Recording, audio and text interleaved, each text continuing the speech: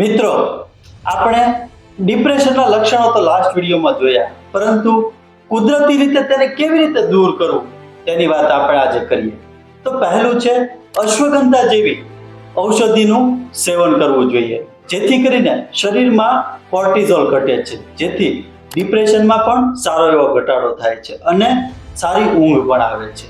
બીજું છે બ્રાહ્મી, તે મગજની તંદુરસ્તી માટે પણ ઉત્તમ છે. ત્રીજું મિત્રો, 8 અઠવાડિયા સુધી રોજ પ્રાણાયામ કરવામાં આવે તો 50% સુધી કોર્ટિઝોલ ઘટી શકે છે. અને ચોથી વસ્તુ છે રેગ્યુલર યોગાસન અને પ્રાણાયામ કરવાથી મગજમાં આલ્ફા વેવ્સ છે તે વધે છે, જે શાંતિ માટે બેસ્ટ થેરાપી છે. પાંચમી વસ્તુ છે જ્યારે આપણે વિચારોમાં હોઈએ કે ચિંતામાં હોઈએ ત્યારે બીટા તરંગો આપણા સક્રિય હોય છે. આ તરંગોમાં આવશ્યક ફેરફાર કરવા માટેનું રામબાણ ઈલાજ જો કોઈ હોય તો એ ધ્યાન છે, એટલે કે મેડિટેશન. એટલા માટે રોજ 10 મિનિટ જેટલું ધ્યાન કરવા બેસવું ખૂબ જ હિતાવહ છે.